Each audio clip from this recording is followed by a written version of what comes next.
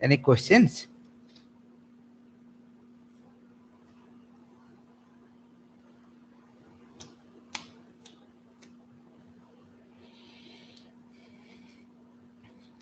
Okay. Since you do not have any questions, let me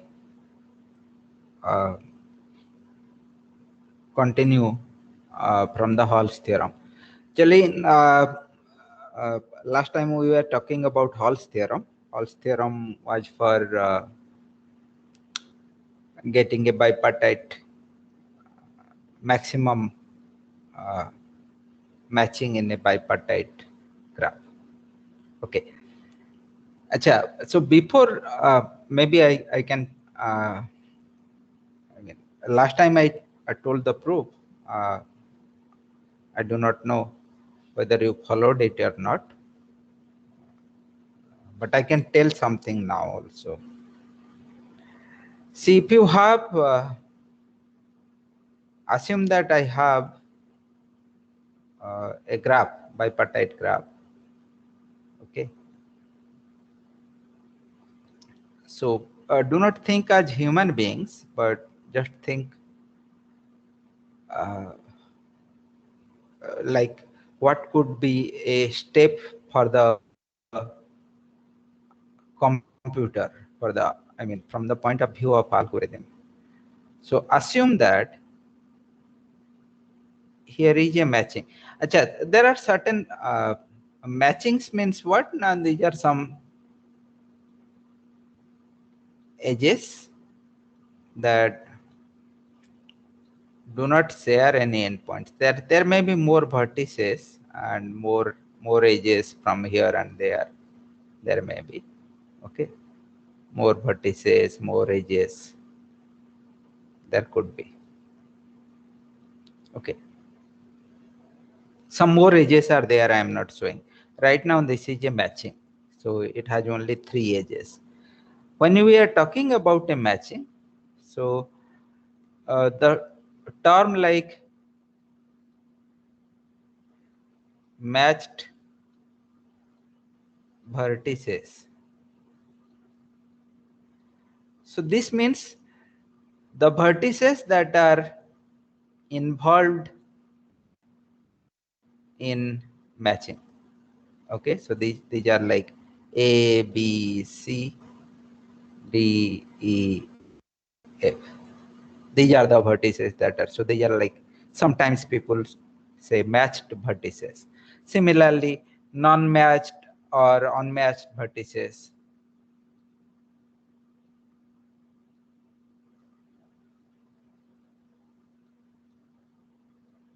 These are quite common.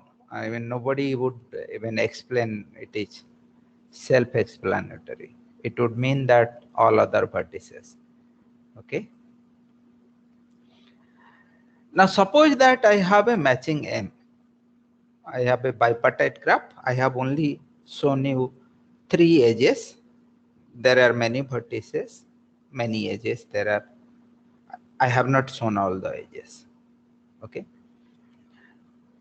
But I have this matching.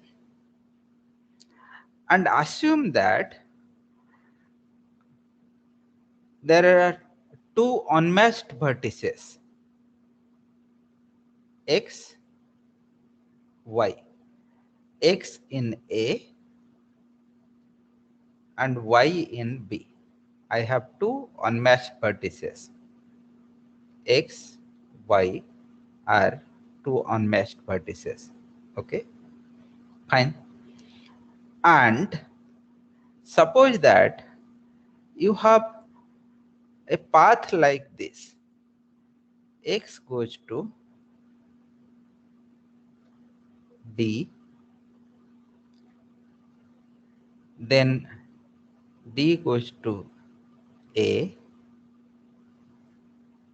then A goes to E, E goes to B, and B goes to Y. Suppose you have a path like this. Such a path is called an augmenting path. Sometimes it is called M augmenting path.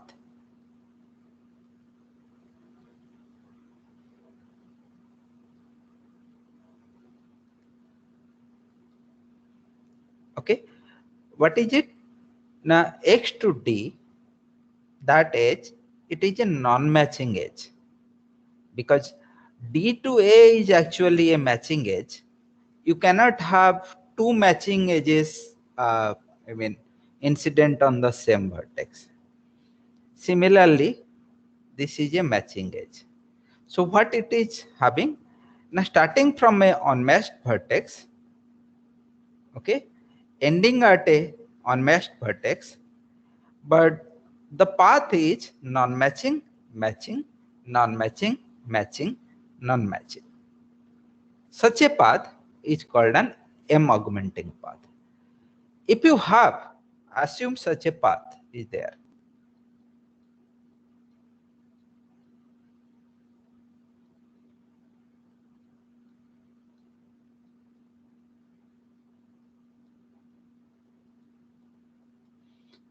If such a path is there, then you can have a bigger matching.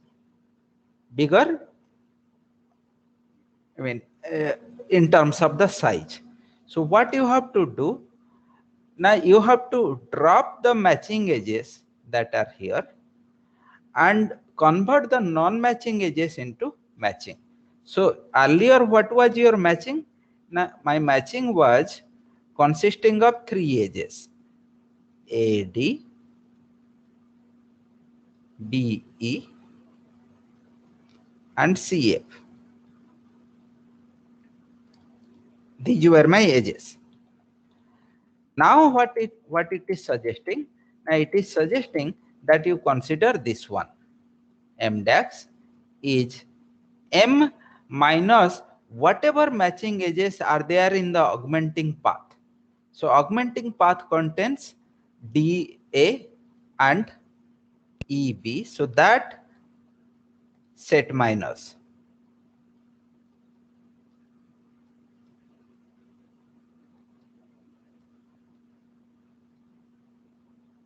And you include what? Now whatever non-matching edges are there in the augmenting path, that is, you include XD, AE, and BY.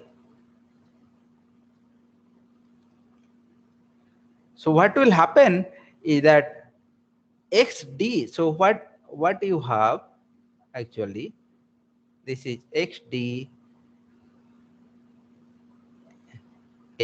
AE, this is BY. So instead of these two solid edges, okay, you include these three. So that will be actually, what will be the set? Now ADBE gone, so you will have CF sitting here, then XD, and then AE and BY. This is the bigger matching. Okay. So what is understood is that suppose that you have a bipartite graph and you have a matching. Corresponding to this, if you can find an augmenting path, then you can increase the size of the matching. Okay, that is the first thing. Now going back to Hall's theorem. So Hall's theorem says, if you have a bipartite graph on parts A and B, where A cardinality and B cardinality are the same, it is N, then G has a perfect matching. Perfect matching means involving all the vertices. Okay, G has a perfect matching if and only if G satisfies the condition that NS cardinality is greater than equal to S cardinality. That means, so what it says, that if you have a bipartite graph,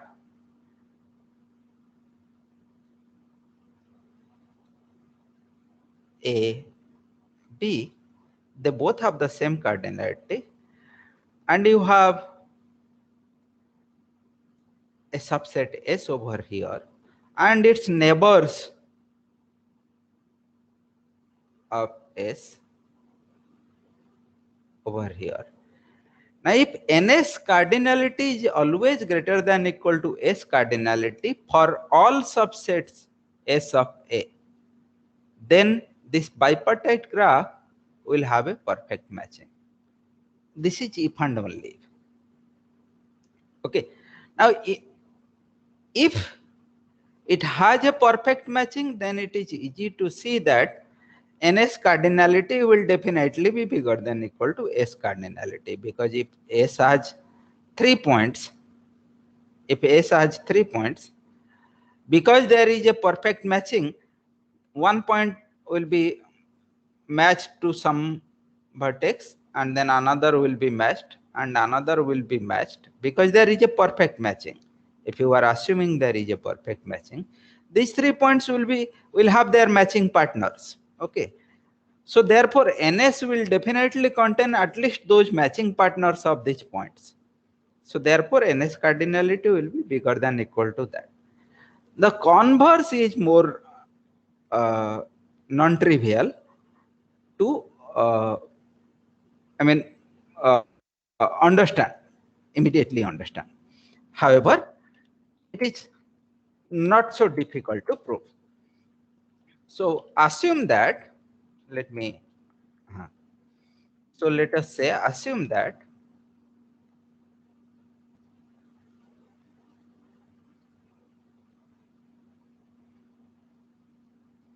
NS cardinality is greater than equal to S cardinality for all subsets, non-empty subsets S of A. Okay, and we claim that it has a perfect matching. So suppose it does not. So we start by contradiction. Assume that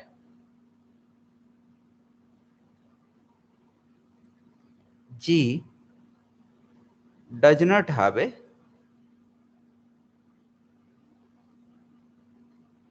perfect matching.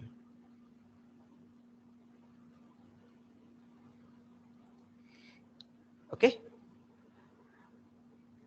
So since G does not have a perfect matching,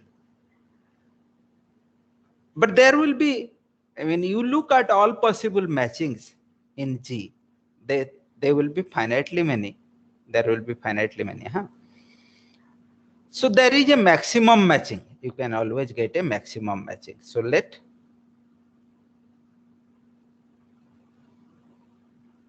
M be a maximum matching.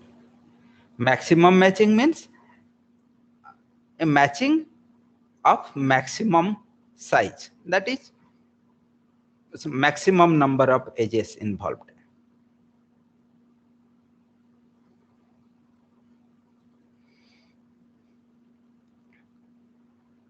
So what is happening is the following. And M is a maximum matching further. And let, whether with respect to M, all the vertices of A, so the graph is, the parts are A and B. These are the parts.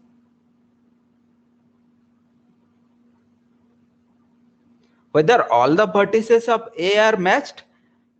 No, because if all the vertices of A are matched, then it is a perfect matching, because A and B are of the same cardinality.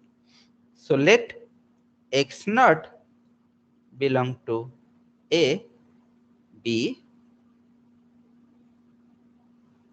an unmatched vertex.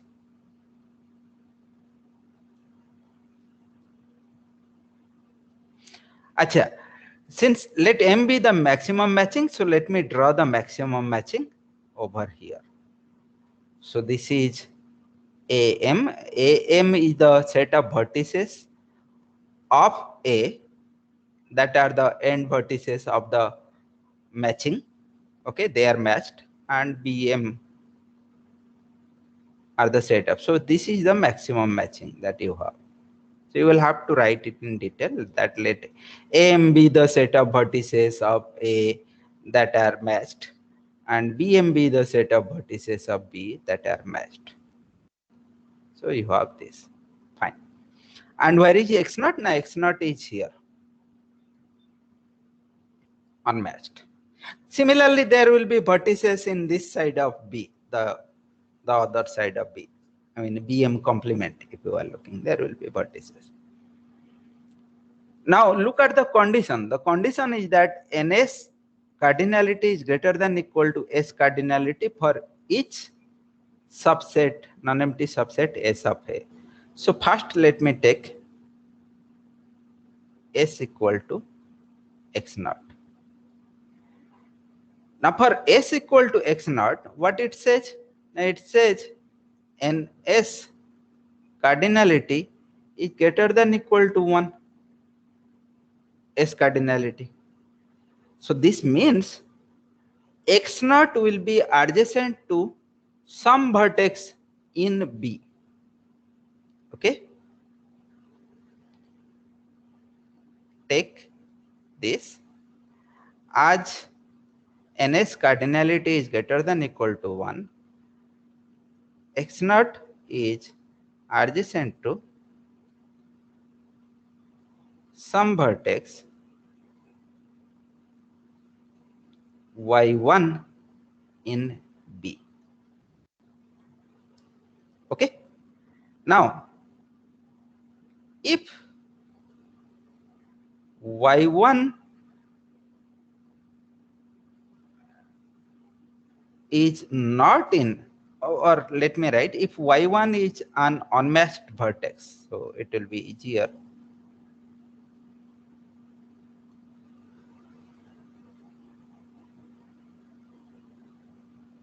Unmatched, then our matching union X naught Y1 is a larger matching.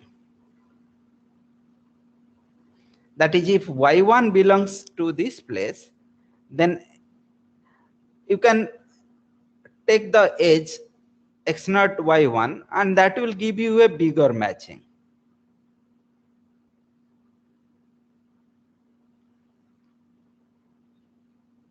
Is a larger matching. But as we have said that M is a maximum matching, so this is not possible. So this is not possible. Or this is a contradiction, you can say like that. Okay. So what is the next thing? Now then this means Y1 belongs to BM. Okay. So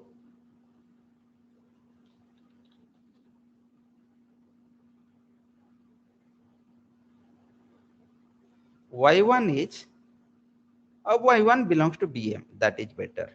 Let me write. That is, it is matched.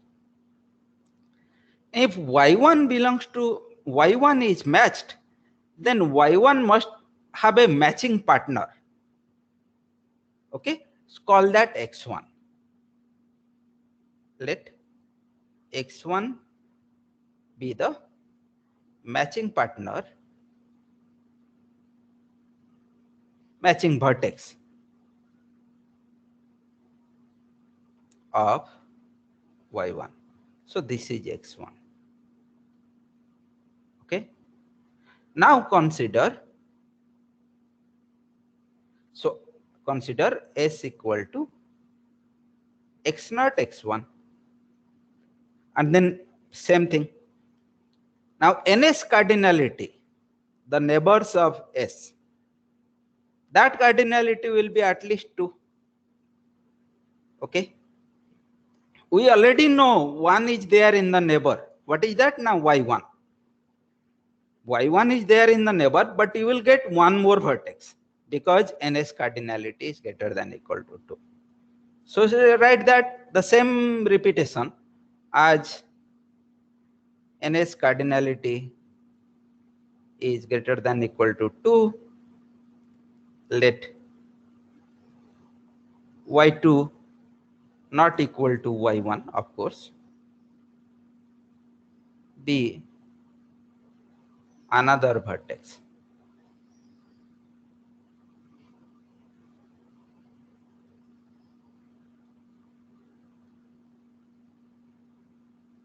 In NS. Okay, fine. Where is Y2? Again, acha, oh, I have, after not possible, I should delete that. This is not the case. So Y1 is not here. This is not the case.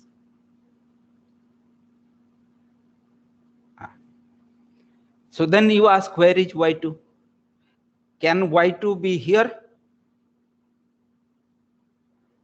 Is it possible that Y2 is here? Now, if Y2 is there, then you trace back from who came to Y2. Now you have come from either X0 or you have come from X1, because one of them would have been adjacent. If X0 has come to Y2, that is an edge, then that will increase the size of the matching. If X1 has come to Y2, then Y2 to X1, then X1 to Y1 and Y1 to X0, this is an augmenting path. And in that case also the size of the matching will increase. So that is not possible. So where is Y2 in that case? Now Y2 must again be in BM. So Y2 must again be in BM. And then in that case, take its matching partner, call it X2, and look at the set X0, X1, X2. Now look at the neighbors of S. There will be at least 3 neighbors. We already know 2 neighbors of S, Y1, Y2. Call the third one Y3. Ask again, where is Y3?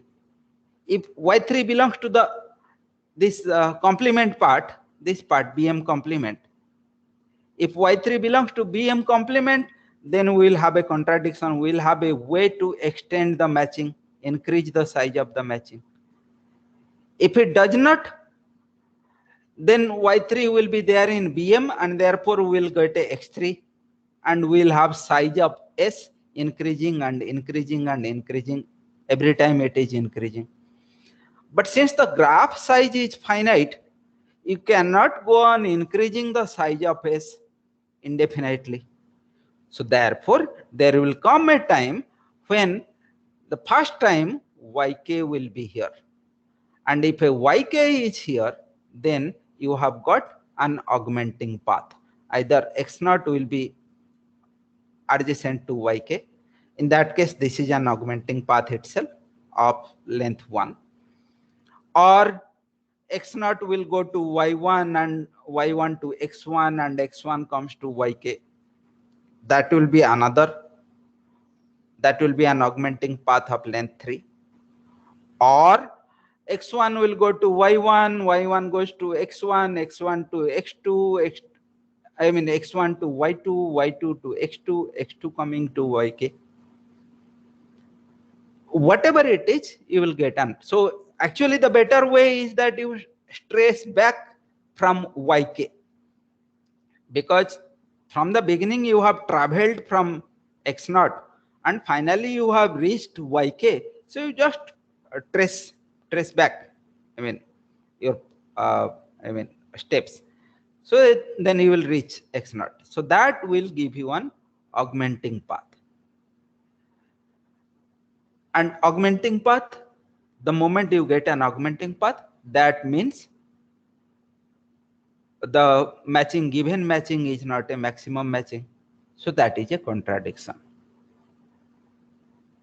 So therefore, when we assume that suppose G does not have a perfect matching, that was wrong. We got a contradiction, and therefore G has a perfect matching.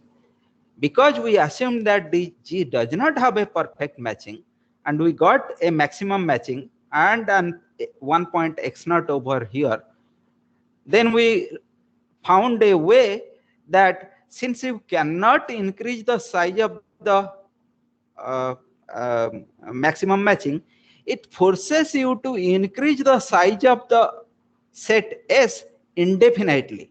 But that is not going to happen because the graph is finite. Okay, so the contradiction is established, therefore G has a perfect matching. So this proof I told you again. Why? Because it is this augmenting path that is important. Okay, so that we will be talking about more about this. So the earlier proof that I had written is almost like that only. This proof here I have written is like this one single point. Earlier was like from x naught, you can also go directly to grab all its neighbors and all the matched vertices at one go. That also you can do. It's okay. I have changed the proof a little bit. Earlier one also correct, but that was more written in the terms of like more English, like some persons and jobs, that kind of a thing it was written. Here it is written a little bit differently, the way I am explaining over here. Both are correct. The earlier one was better. I mean, if you were trying to explain just by words. Okay. So then, based on this idea of the proof of Hall's theorem, so we are going to supply an algorithm to find a maximum matching in a bipartite graph. You understand that? That is our aim totally.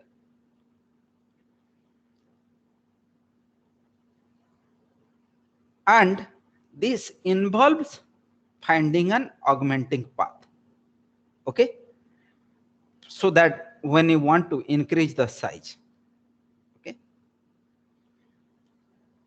Now that algorithm, I will call it the star prime algorithm.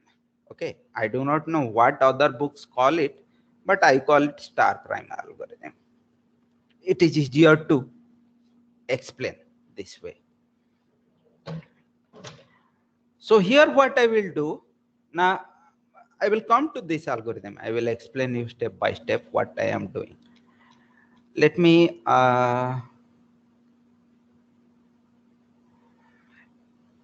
take this simple example first. Okay, do not look at the right hand side. Okay, just look at the matrix. I just need the matrix. So look at this matrix now. Maybe the matrix on the left hand side here. You just look at it. It's the same copy only. Just look at the matrix. And remember, for us, the zeros are important. So these are the edges. For example, if you are looking at this 0 at 1/3 place, this means L1 to R3, I have an edge. So the edges means the zeros. Ones are nothing. Okay, they are nothing. So don't bother. They can be replaced by 10 or 20 or anything. You don't bother. They are just stars. I mean, it's not important. Okay. Now the first thing you do, so in the star prime algorithm, the first thing you do, I will tell what I'm without even you understand what you are doing, just see what you are doing. I am just telling, and then I will explain step by step why we are doing this, what are the justification. But first you understand what I am doing. So first you do, so as a computer, I will read from the top left row, and I find the first zero. The moment I find the first zero, I put a star. And in that case, I do not put a star in its row and in its column. Okay? And I continue reading.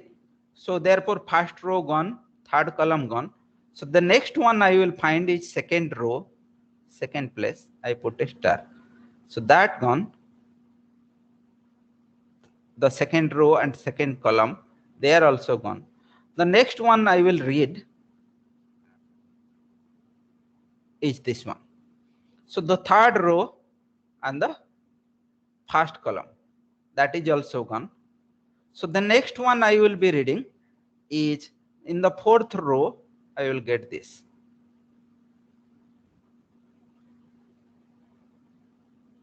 And then that is gone. The fourth row and the last column, that is gone. Okay. Then I will not be able to give any further star.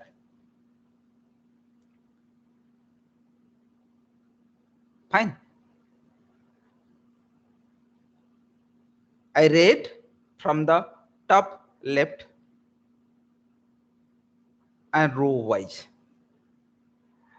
trying to give stars to a new zero, and the condition is that once you have given a star, you cannot give any further star in its row or column, and do as much as possible. So I have done that. This can be done by computer. Okay. Now the first step is that once you have given the stars, stage 1 beginning, what happens? Now you cover the stars by columns, by lines like this. Okay.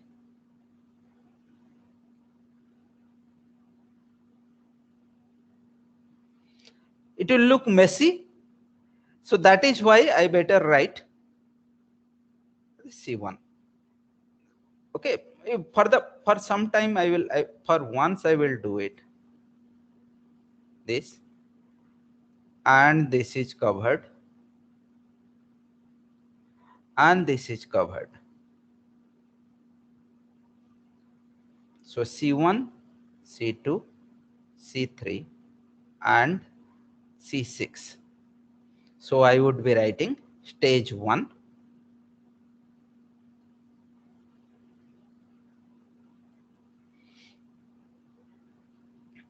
How I am covering? Now covering C1, C2, C3, C6. Fine. So here I will write primes.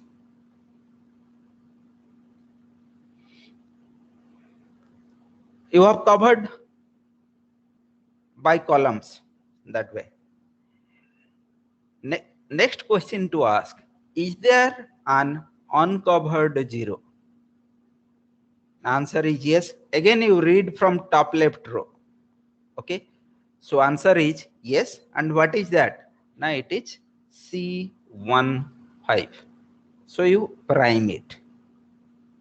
Put a prime.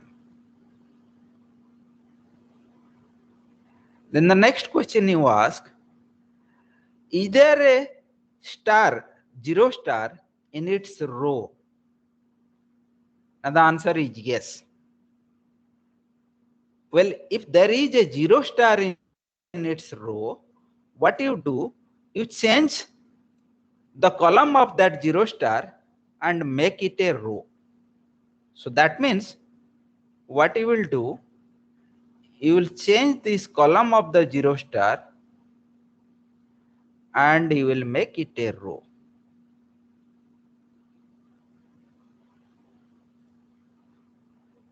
Okay, that's what it says. So which one I changed?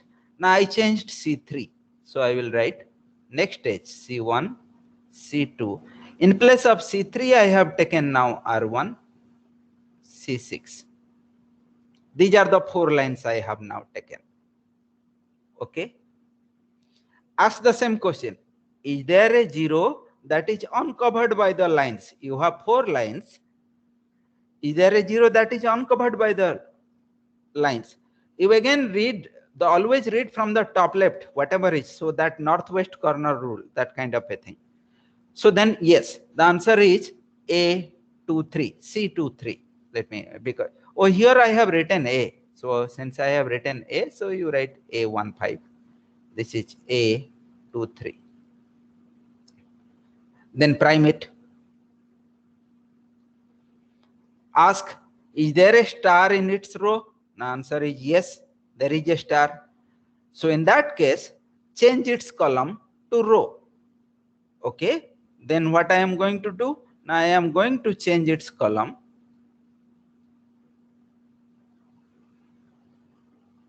to row. So it will be this one. So here, which one changed? Now the C2 changed to R2. So my next stage is C1, R2, R1, C6. Ask the same question.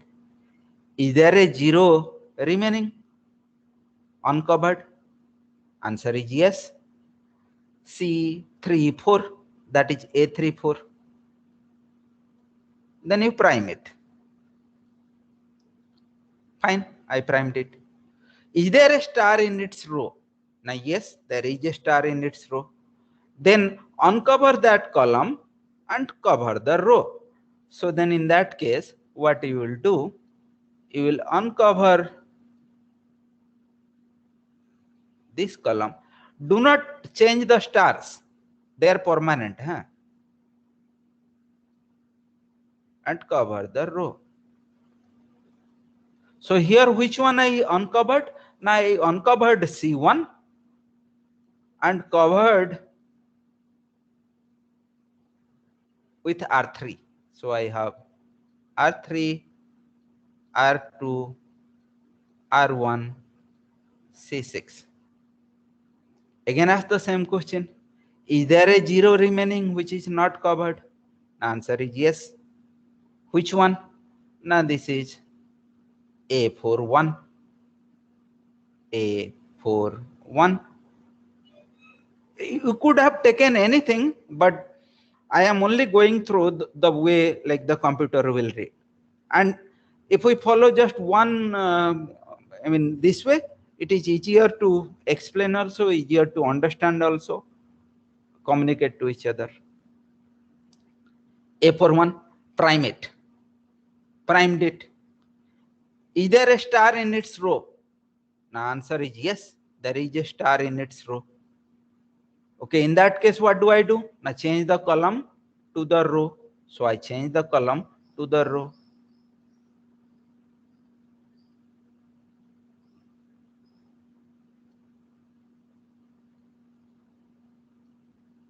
And cover it with a row. So in that case, R3, R2, R1, R4. Is there a 0 remaining? Now yes, there is a 0 remaining. Which one? Now A53.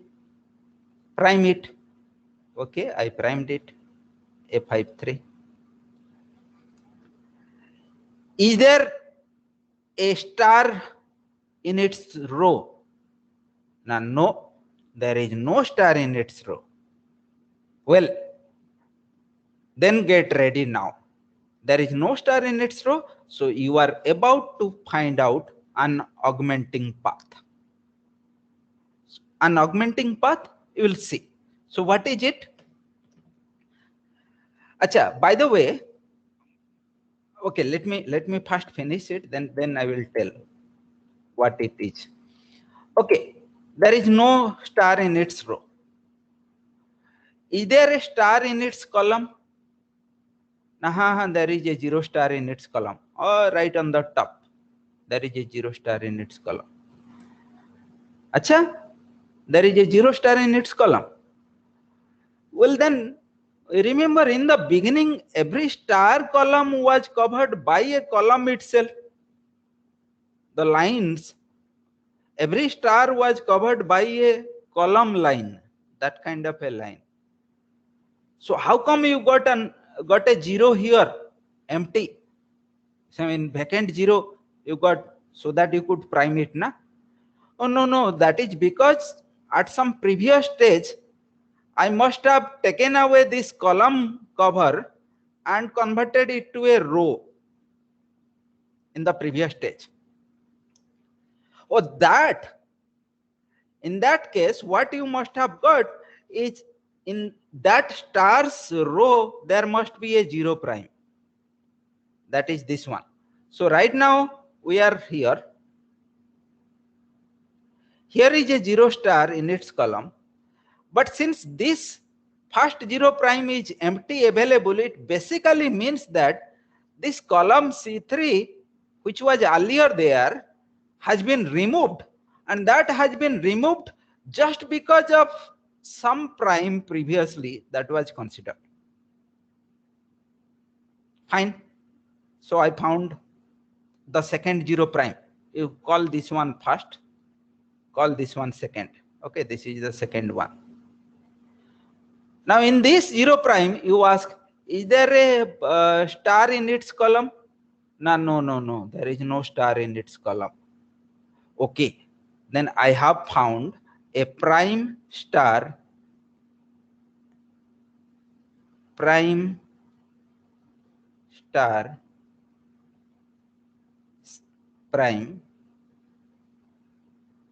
sequence. What is that? Now I have found 0 prime at 5, 3, and then 0 star at 1, 3, and 0 prime at 1, 5. Found it, na? Then what you do in that case, for only for these elements in the prime star sequence, okay, you do not write the second prime. Fine. Only in this sequence, convert the primes to stars and stars to, just forget them. So what you are going to do, then you are having the new stars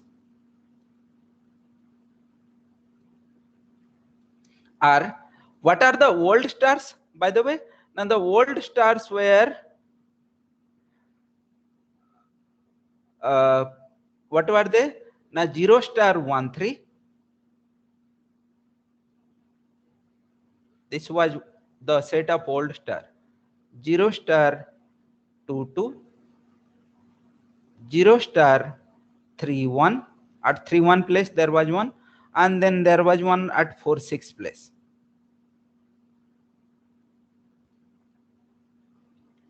Okay. Now the new stars, in the new star, what you do, here what will happen, because of the prime star sequence, what it will say, that it will do the following.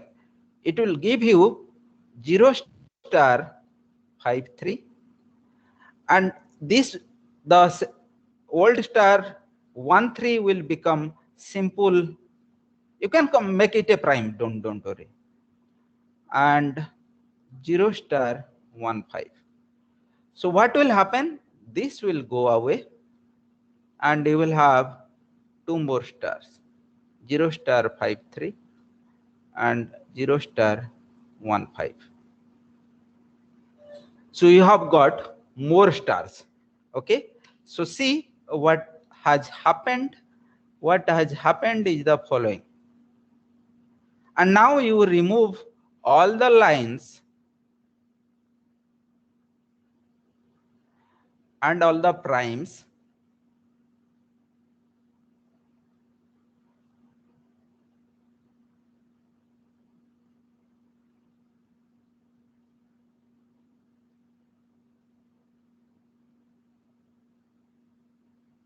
and get back to your matrix. What it did, this one gone, 1 3 is gone. It has given me 1 5. 1 5 is a new star, and it has given me 5 3, a new star. You see, I had only earlier I had only 4 independent zeros. Now I have 5 independent zeros. So earlier what we had, now we had this matching. I can show this 1 3 means 1 going to 3, this red edge. Okay, and then 2 2, L2 going to R2, and then 3 1, L3 going to R1, and then I had 4 to 6, L4 going to R6. That was the matching. Right now what happened? And by the way, what did the star prime sequence said? Now this, what was my prime star sequence? Prime star sequence was 5 3. 5 3. You see this one, huh? 5 3, and then 3 to 1.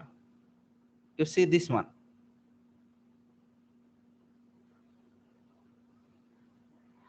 and then 1 to 5. What you are seeing is precisely an augmenting path. Okay, so this prime star sequence is actually finding you an augmenting path itself, and you already know the moment you get an augmenting path, you increase the number of the size of the matching.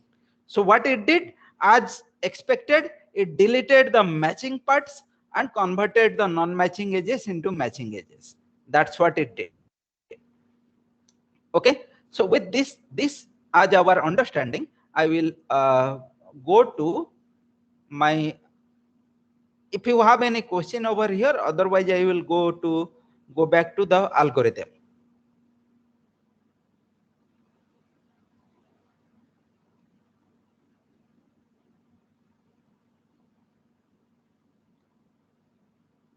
Any questions?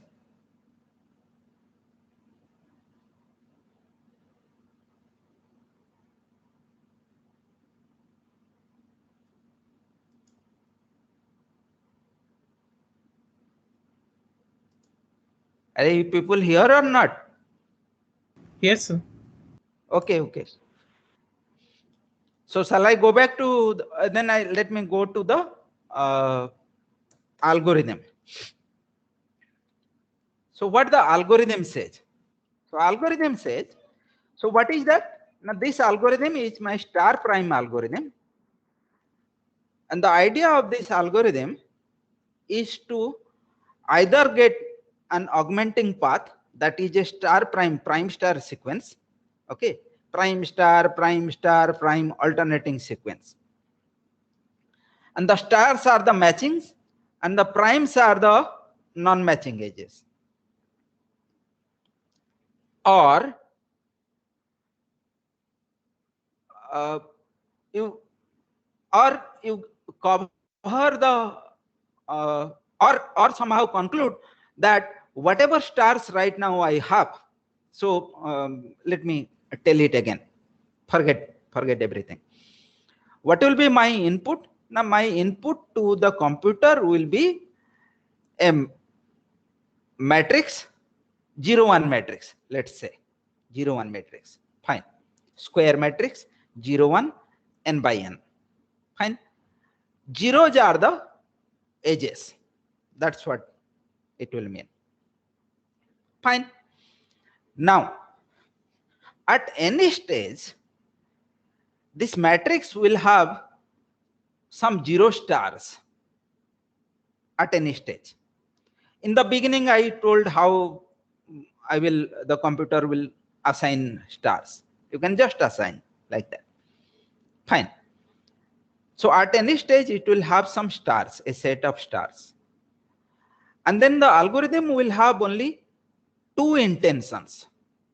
One, either it will give you a bigger set of stars, or it will tell that this is the maximum number of stars that you can have. It will tell you one of this. That is the idea of this algorithm. Okay, so the algorithm, how did it start? It started like this. So star is 0 in the matrix if there is no 0 star, no start 0. This is English only. Formally I will try to write it as 0 star. In its column or row, do it for all zeros. So this is initialization. Okay, so that it will do as soon as it is finished. So that is the primary set of stars that it has to start with. Okay, next algorithm starts. Cover each column containing a 0 star by a line. Okay, by a line or a dashed line segment. That's what we did. Now once you have covered all the 0 stars by column lines, all this you have done, you ask the question whether all the zeros of the matrix are completely covered. If the answer is yes, then you stop, because that means the number of 0 stars you have is the maximum that you can.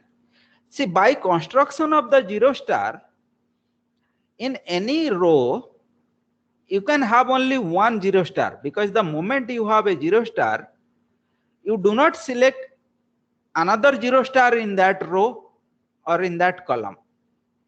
So suppose that in your matrix you have got 10 0 stars. So that these 10 0 stars will be in different rows and different columns. No column will contain two of them. So that means they are independent. Okay, that means in graphs they will be forming a matching. Okay, now suppose I have covered them by columns in the beginning, and after covering them by columns I see no other 0 is remaining in the whole matrix. Okay, after I cover the 0 stars, suppose that I had some 0 stars, some star here and maybe some star here, and maybe that is it, and then I had only 1 2 3, I mean no 0 is remaining. Okay, all the zeros are covered. Do you think you can get a bigger number of stars? No, I cannot, because suppose that I had 10 stars. Now I have covered them by 10 columns. Fine.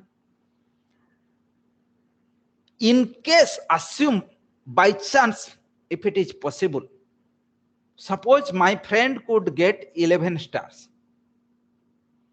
But then these 11 stars has to fall on these 10 lines now, because you are saying there is no 0 remaining outside these lines. So if I keep 11 stars on these 10 lines, some line will contain 2 stars na, by pigeonhole principle. So therefore this proves that if at any point our lines are, whatever is the number of lines, our lines are completely covering all the zeros of the matrix, then the number of stars is maximum, whatever is the number of stars at that point of time. Okay, so that is your B3. So if all the zeros of the matrix are covered, then conclude that these 0 stars give us a maximum independent set. Graph wise it is a maximum matching. Stop. You wanted a maximum matching and you have got a maximum matching. Stop. That is it. Otherwise, okay, if B3 is not happening, then you have an uncovered 0. So at every stage, you will get an uncovered 0. Remember what we did to the uncovered 0? Prime it. We put a prime. Okay. Maybe we have less time today, so I will explain this one tomorrow, and also the graph interpretation, also some more interpretation. I will do it tomorrow. Time will not be sufficient for this much. Okay, if you want to ask some questions, you can ask.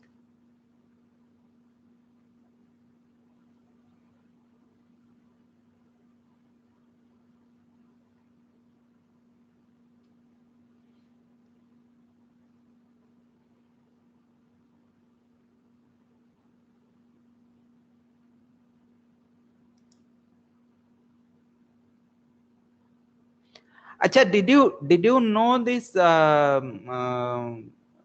this prime star algorithm?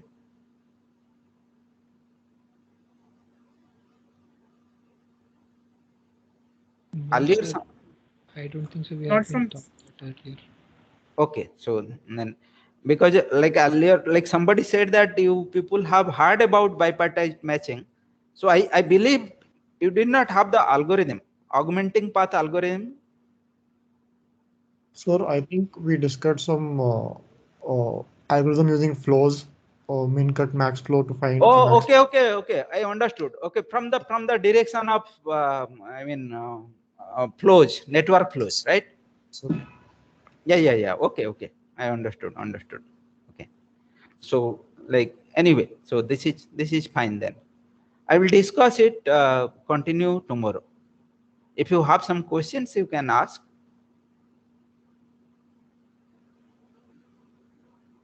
Acha, I have started. I was a bit lazy also, but now I have started evaluating your midsem script. It appears that all of you have done very, very good. Everybody is scoring high marks only. So whatever 30, I think about 30 answer script till now. As I said, I have been lazy, so just started. But whatever I have evaluated, everybody is scoring more mark. I mean, some maybe 8-10% have got 20 full marks. Everybody is scoring 13, 14, 15, 16, 18 like that only. So yeah, you have done well. So I am happy.